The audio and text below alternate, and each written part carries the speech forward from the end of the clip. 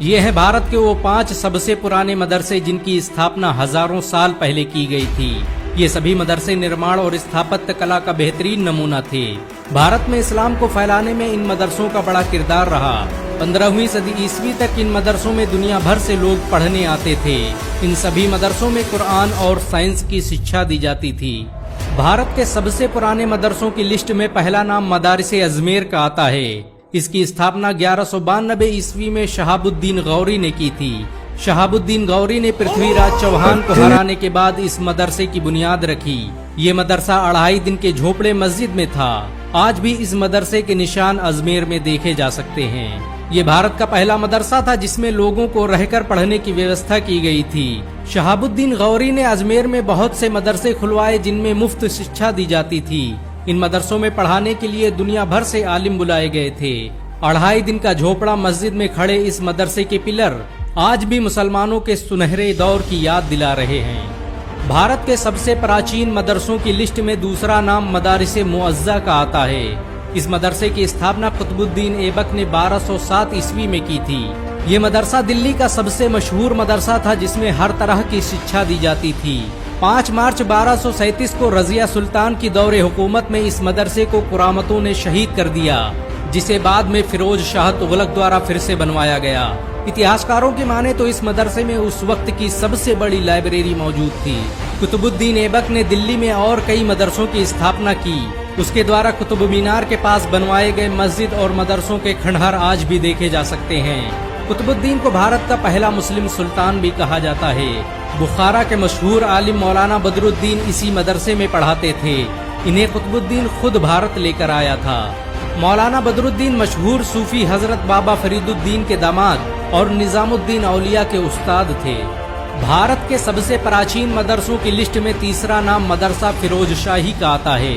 फिरोज शाह तुगलक ने इसका निर्माण 1352 ईस्वी में करवाया था। ये मदरसा निर्माण और स्थापत्य कला का बेहतरीन नमूना था। इस मदरसे को दिल्ली के हौज़े खास के ऊपर बनवाया गया।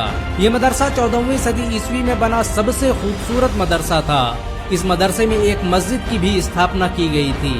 फिरोज शाह द्वारा बनवाए गए इस मदरसे में कुरान और हदीस के साथ साइंस और टेक्नोलॉजी की शिक्षा दी जाती थी। ये भारत का पहला स्कूल था जिसमें मैथमेटिक्स के लिए एक अलग विभाग की स्थापना की गई।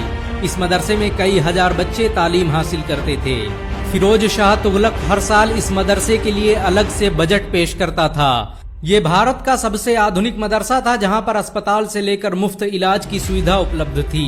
दुनिया के मशहूर आलिम मौलाना जलालुद्दीन रूमी ने कई सालों तक इस मदरसे में शिक्षा दी। दिल्ली के पुराने किले के पास बना मदरसा खैरुल मनाजिल भारत का चौथा सबसे पुराना मदरसा था। इसकी स्थापना अकबर की रजाई मां माहिम बेगम ने की थी। 1562 ईस्वी में बने इस मदरसे में एक लाइब्रेरी और मस्जिद की सुविधा उपलब्ध थी। इस मदरसे में पढ़ने के लिए पूरे भारत से लोग आते थे। इस मदरसे का पूरा खर्च मुगल सल्तनत उठाती थी। खैरुल मनाजिल मदरसा पुराने किले के पश्चिमी दरवाजे पर स्थित था। सन 1566 में इस मदरसे से वापस लौटते वक्त ही अकबर पर जानलेवा हमला हुआ था। इस मदरसे के खंडहर आज भी दिल्ली के किले के आसपास देखे जा सकते हैं। भारत के सबसे पुराने मदरसों की लिस्ट में 5वां नाम मदरसा दारुल बका का आता है। इसकी स्थापना 1650 ईस्वी में शाहजहां ने दिल्ली में कराई थी। ये मदरसा जामा मस्जिद के बगल में चलता था, जहां पर दुनिया भर से लोग पढ़ने के लिए आते थे। औरंगजेब के दौर में इस मदरसे को जामा मस्जिद में मिला दिया गया। इस मदरसे में 500 आलिम हर दिन इस्लामी मसाइल पर किताबें लिखते थे। दुनिया की मशहूर किताब फतवाए आलमगीरी इसी मदरसे में बैठकर लिखी गई थी।